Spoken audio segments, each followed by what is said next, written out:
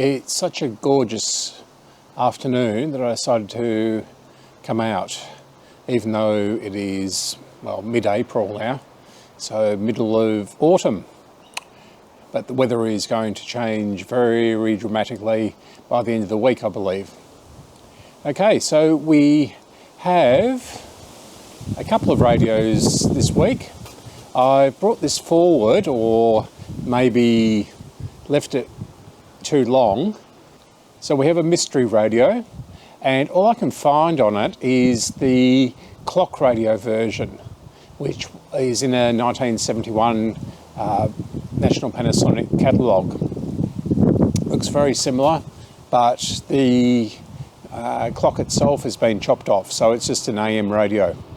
The first one is a multi-band, and it's in, well, fair to reasonable condition, I guess. The dial is a little bit cracked, but yeah.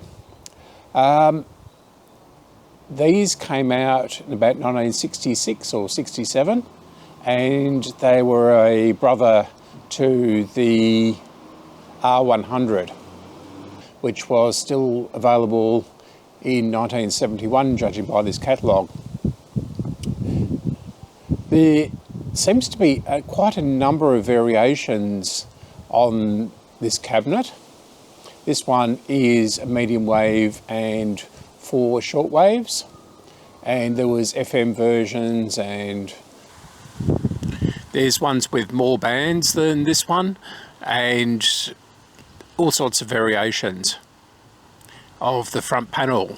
So this one has a tone switch and a AC/DC switch, whereas some of the others had tone controls or what have you.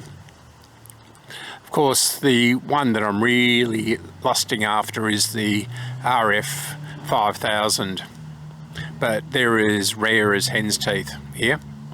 I've never actually seen one. Okay, so let's get into it. We'll go from there. So the first half of this video I lost the sound on. I don't know why, because it all seemed to be working. The meters on the camera were happily jiggling away, but the sound seems to have been corrupted or something like that, I don't know. So I've done a voiceover on it for your listening pleasure. Okay, so we'll speak to you soon. Bye. Okay, here we go. So this is the radio as I received it.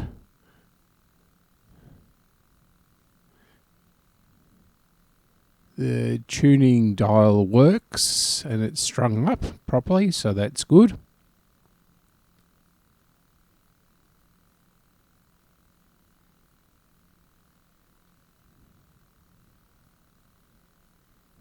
It's not in the most fantastic condition, but it's okay. Unfortunately, the dial is cracked.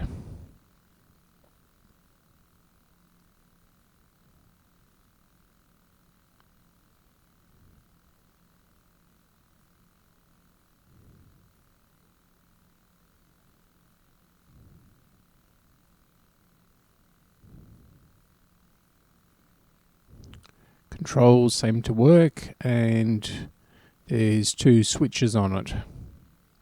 Round the back, or on the side I should say, there is a, I'll just get the radio.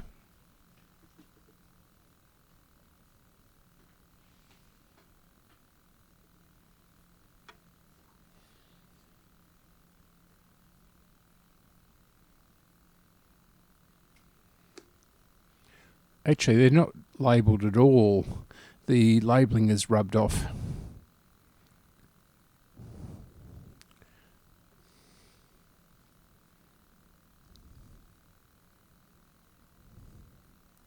So Matsushita and 8 transistor, and on this side we obviously have the band switch.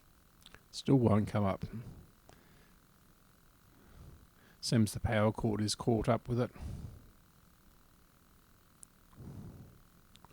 Inside it is fairly, well, I was going to say fresh, but it's not too bad. The specifications are there, the bands, that's the power,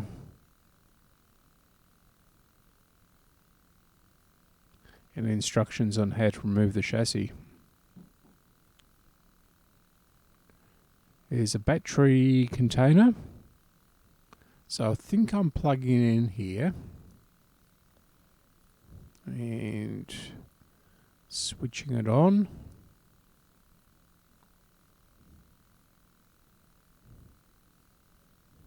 And from memory, it did make some noise. It's a very funny position for the antenna. Comes out the front.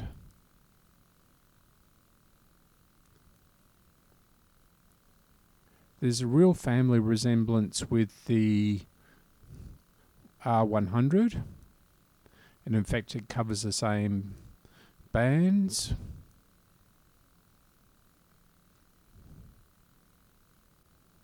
Okay, it's time to get into it.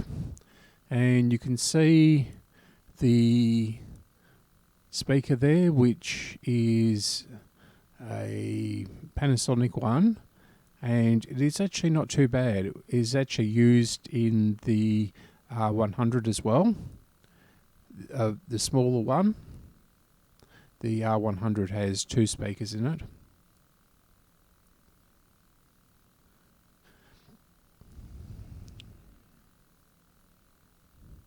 The front panel and the side panels are moulded plastic, but the back is cardboard. Has all the horrible purple capacitors in it, which just dry out completely. That's the volume pot and the power switch. That is the band switch, and that is the power selector. So 110 and 240, etc. Has the simple fine tuning in it, and one of the plastic tuning capacitors. That is the major difference between the R100 and this.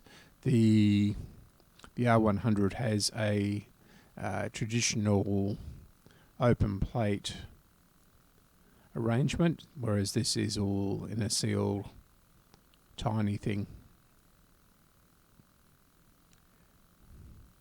Power connections are not that great, and I'll fix those later on. There's an output transformer on it, or sorry, 240 volt transformer.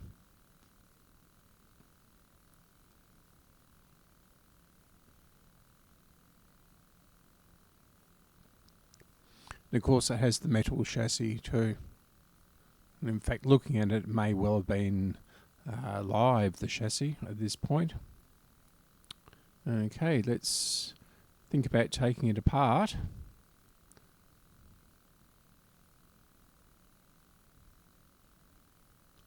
So to change the capacitors, I had to remove the circuit board, obviously, and it wasn't too difficult. Here I am setting up the external power supply and testing the radio, and not having much luck with it.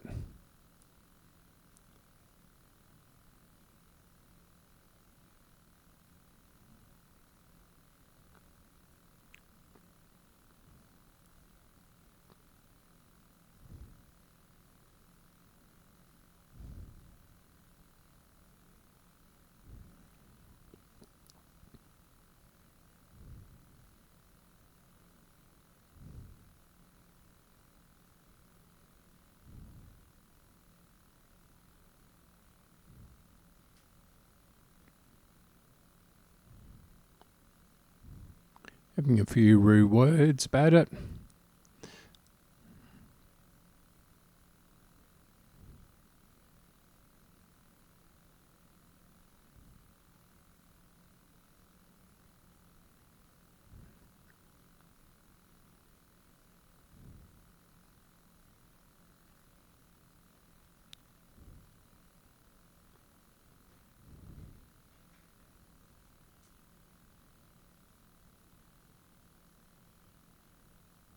Obviously testing the voltages here.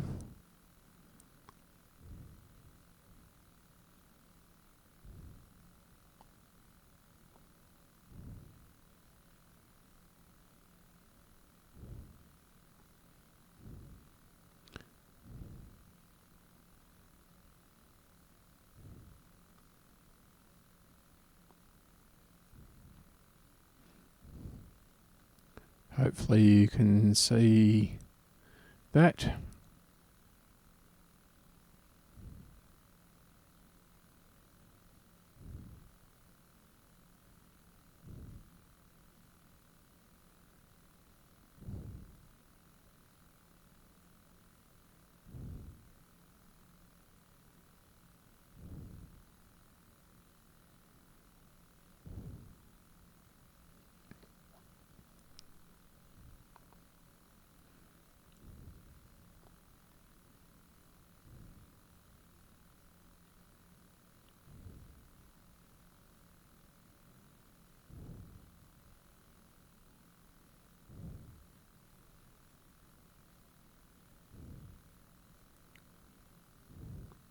And there is not a sausage through the external power, or the battery I should say. But I will fix that.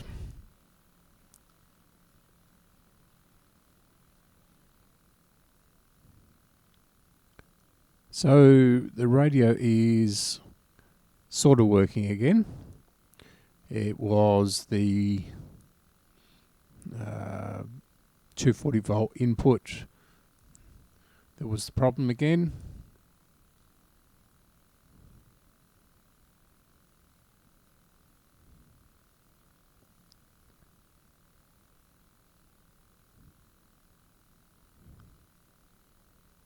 But of course there was no stations or anything.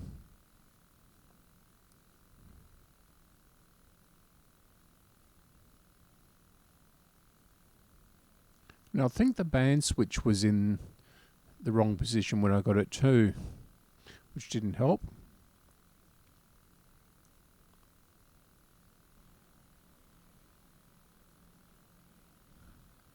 So I'm pointing at the two main, or the three main filter caps there, and of course they being Panasonic jobs, and purple ones at that, they've all dried out. So we'll eventually get around to checking them. But here I am just trying to get the thing to work. There's also another one right down the very bottom behind the wiring. Just see it there between the grey and the brown.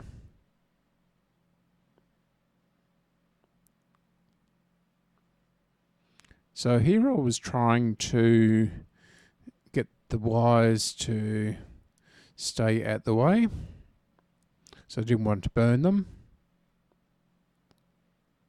It's all a bit precarious.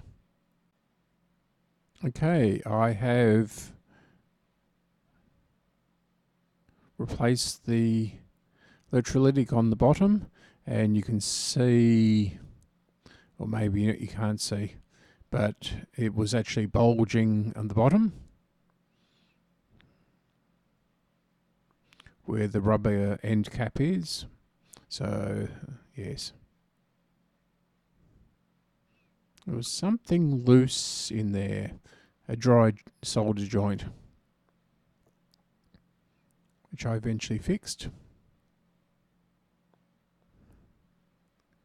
You can see I've replaced one or two of the capacitors on the top. There's a black one down in the foreground. And I think at this stage the radio started to work, but it might be wrong here.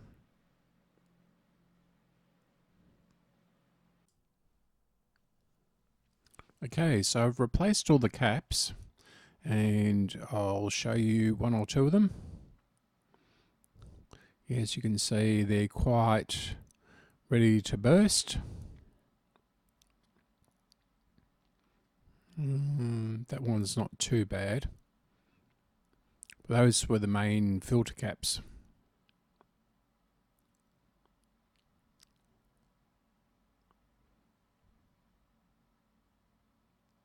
The camera not focusing. So work that out, yeah. So they have begun to burst.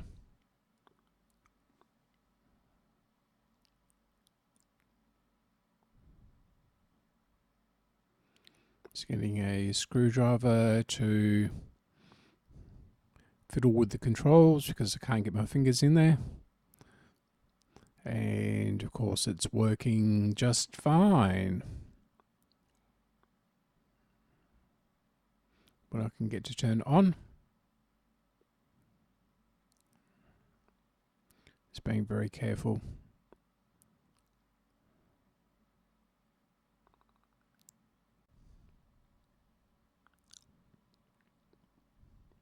So when I had the chassis out, I cleaned all the switches and the pots. Or I should say the pot. It's just got the volume on-off switch. And the other one, of course, is the fine tuning. And it just has a simple tone switch. So here we go again. And we'll turn it on. And of course it's working quite well, with no scratchiness or anything like that.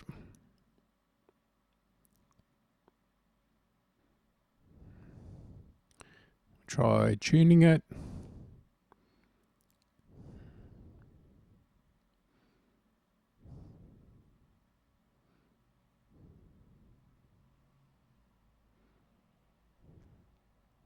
It's actually quite loud and powerful. The extreme shortage of female umpiring has revealed many have experienced sexual harassment and discrimination. And Qantas has confirmed the launch of Ultra Sydney Airport in May 2025 will be the longest non-stop flights in the world.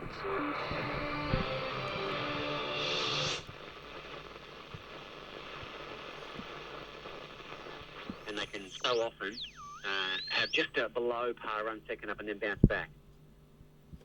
Gator, do we give up on Malkovich now? Yeah, that's right, folks. Australia is a place that really controls any alternative or radical voices. But not here at 3CR Community Radio, folks. Lies into doing better things here.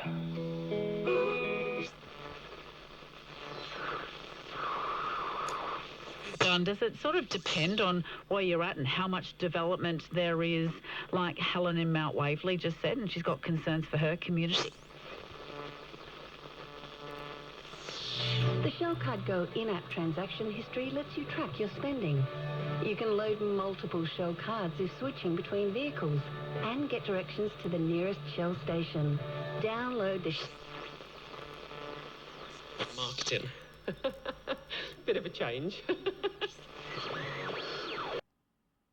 Of course, there's nothing on the shortwave band, so I'm going to cut this video off here, and now we'll have a look at this little radio that I got for $1 at the mini auction.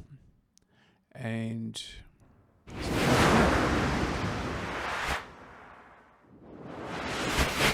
last week we did this Panasonic or National Panasonic from the 1960s, which I picked up for around about $15. This National, no one wanted it, so I paid the princely sum of $1. Yes, $1. I don't think you can do any better than that. So I have no idea if it works.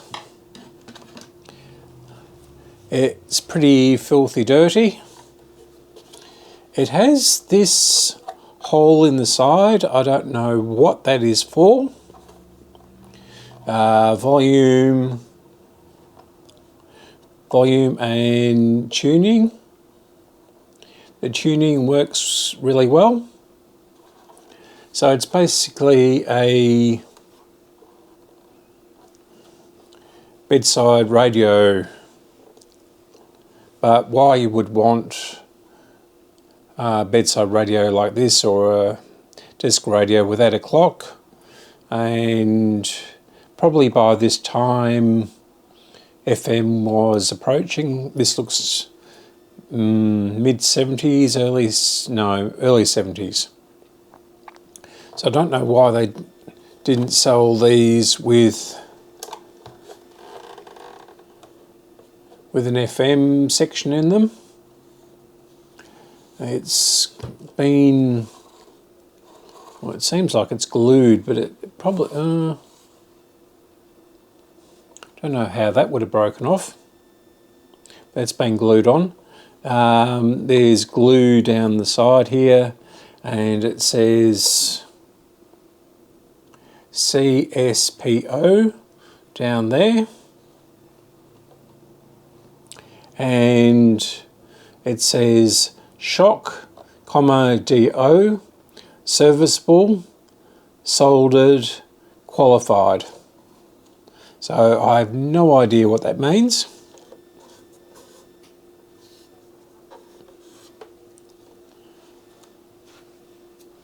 I'll plug it into the variac and dim bulb via the isolation transformer as usual. I'll bring it down to 180 volts.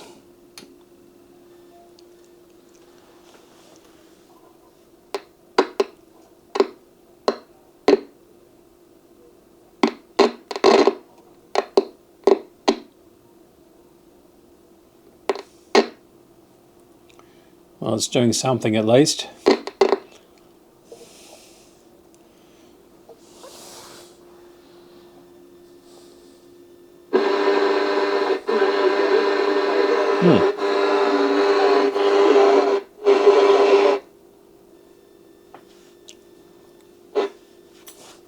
Ooh, not touching it at all.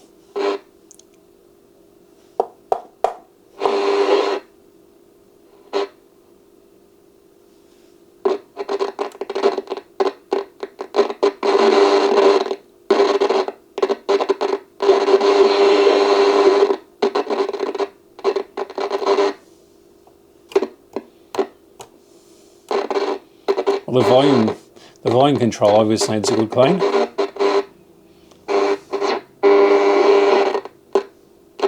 And it's picking up all the interference.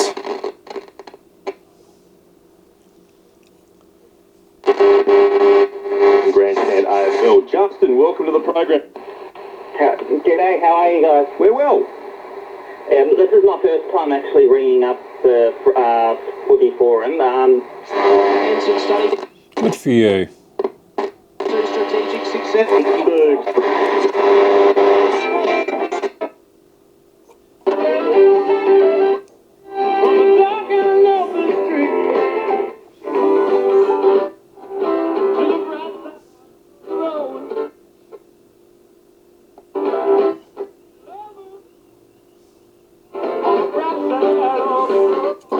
Okay, so it's obviously got a bit of work to be done on it.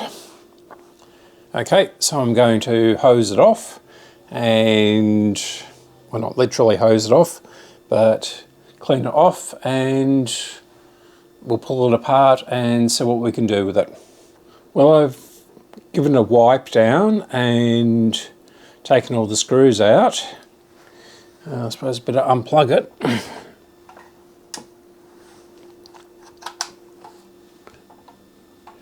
And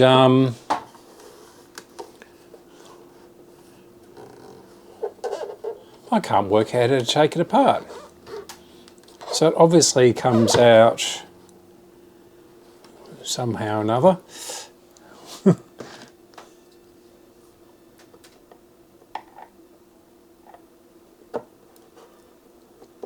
So that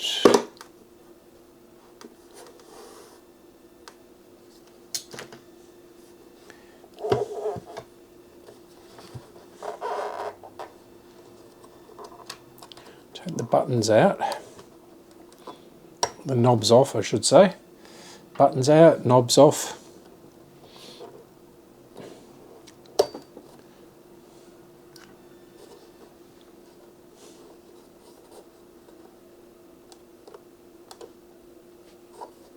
Nope.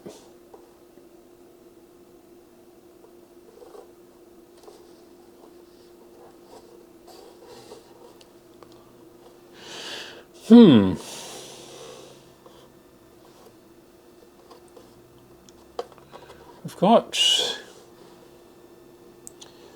a couple of tabs there.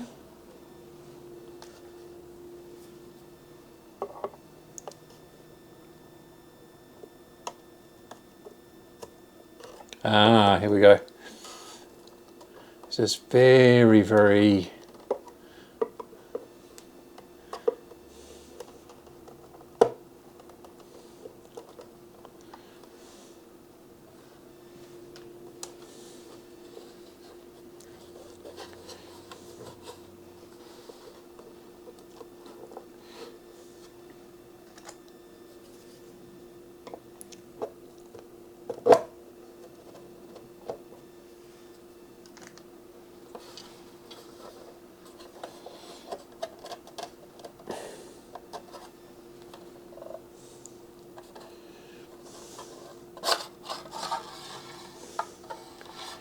Ray.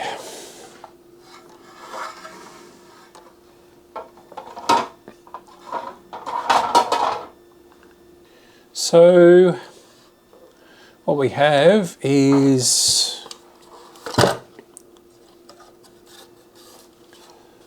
the dial drum here.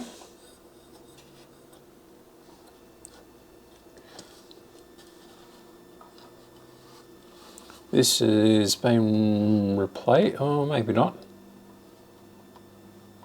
The cord is definitely not original.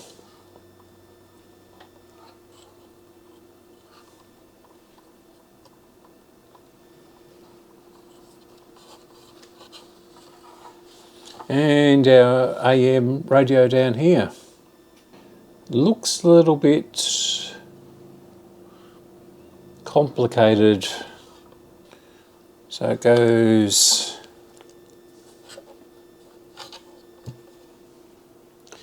around the tuning, then comes out here, around here twice, then over there, around the drum, and back onto the tuning knob. Feels like it was broken. This has been bent. So there might have been a screw hole in there or something. Been snapped and bent.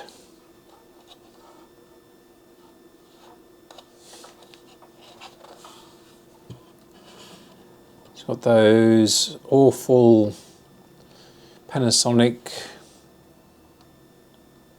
caps in it from the early 70s. Reasonable speaker in it. 8 ohm 8 watts. Panasonic always made speakers that were a cut above.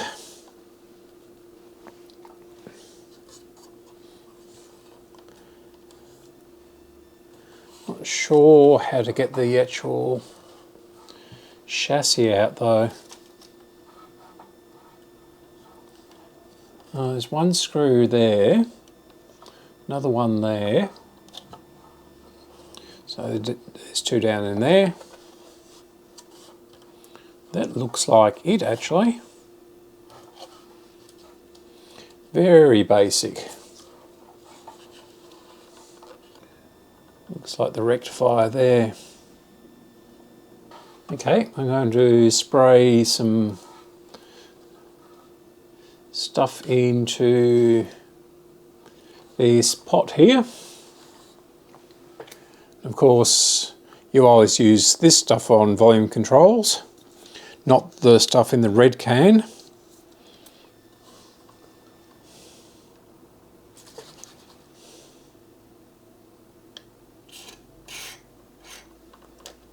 Doesn't take much.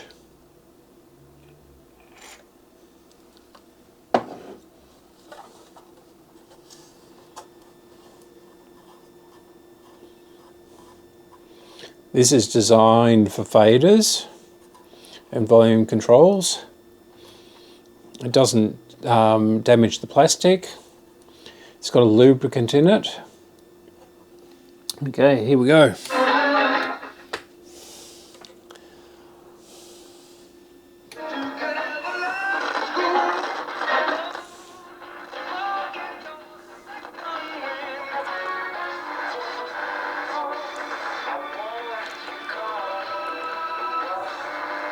A brother. He looked across at me. No. What are you going to do? What are you going to do? Put your fingers in there. She moved into as close as she could get. Into a baby. Too late, Mick.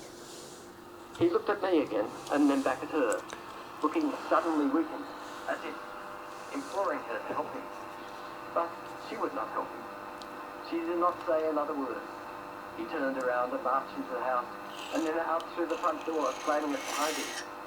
She watched the empty doorway for a moment, looking over to me, abruptly back on my head. Hey, Mike, I've got another surprise for you. With that, she went in.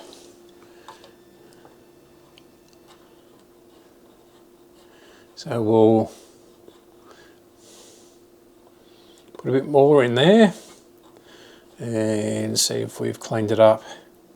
It's very loud.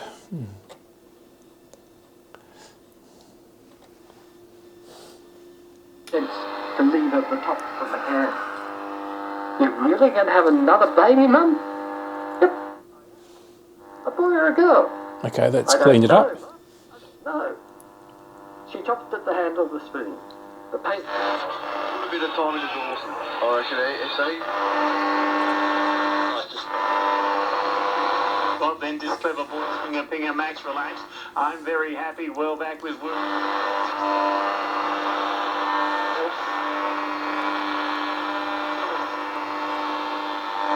It was really anything to do with that. It was going to hit home to someone else. So transparency and accountability is my last one here. And building on that, do you have any advice or first steps that people can take towards Sail or gas? Really? We'll get to you afterwards, I absolutely promise. So let's squeeze. I'm very happy. We will become. No mark taken, but fell the waterman hand And goodbye.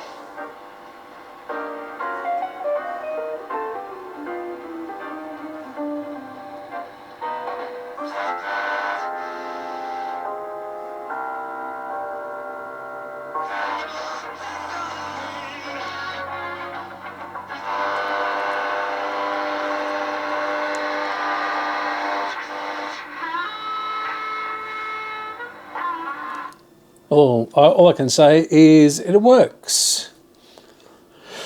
So I'll put the case back on, even though it is in pretty sad condition. I'll try and find the model number, but it's had, no wonder I couldn't get it apart easily. Someone's put glue down in there. I don't know how.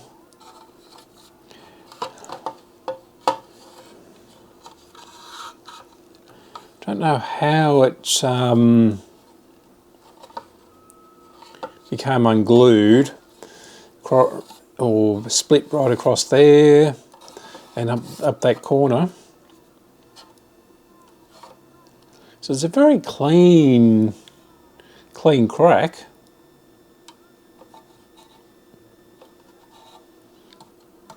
I still don't know what this hole was. Looks like it's had a control on it from the rubbing.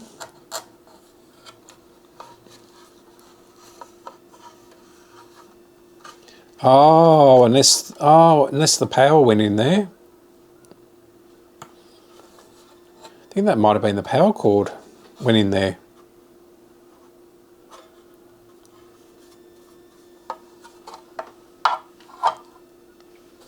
Plenty of space down there.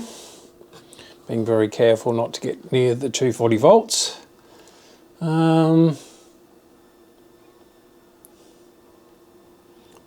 Really don't know why they've butchered that.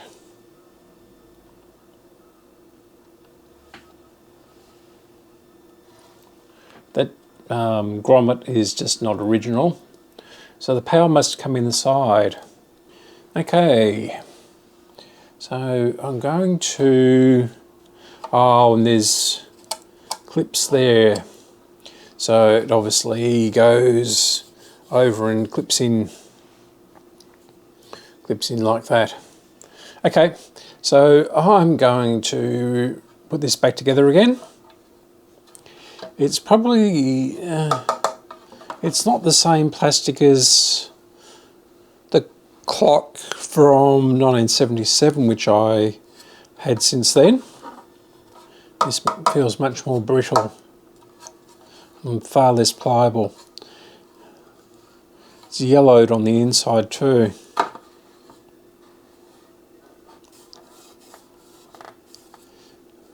Quite a few burn marks along the back here, which the camera doesn't seem to be picking up too well. So I really don't know what happened to this.